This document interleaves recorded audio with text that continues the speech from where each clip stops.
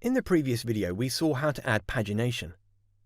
This is the final video using class-based views.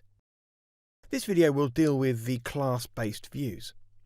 Since a view is a callable that takes a web request and returns a web response, you can also define your views as class methods. Django provides base view classes for this. All of them inherit from the view class, which handles HTTP method dispatching and other functionality. This is an alternate method to create your views. We're going to change our post_list view into a class-based view to use the generic list view offered by Django.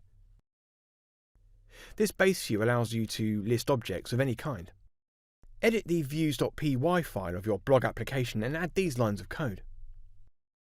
This list-based view is analogous to the previous post-list view. Here, we're telling list view to use a specific query set instead of retrieving all objects. Instead of defining a query set attribute, we could have specified model equals post, and Django would have built the generic post.objects.all query set for us. Use the context variable for the query results. The default variable is object_list if we don't specify any context_object_name. Paginate the results displaying 3 objects per page. Use a custom template to render the page. If we don't set a default template, list view will use blog/post_list.html.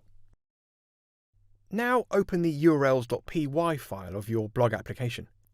Comment the previous post_list URL pattern and add a new URL pattern using the post_list view class, as you can see here. In order to keep pagination working, we have to use the write page object that is passed to the template. Django's list view passes the selected page in a variable called page_obj. So you have to edit your post_list.html template accordingly to include the paginator using the write variable as shown here.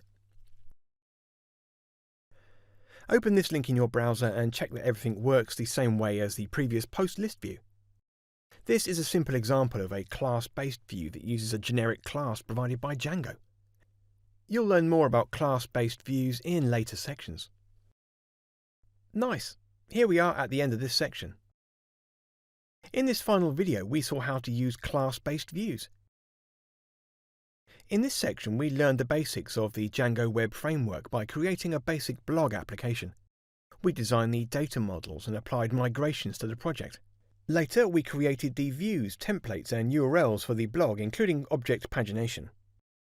In the next section, we'll learn how to enhance the blog application with a comment system, tagging functionality, and allow users to share posts by email.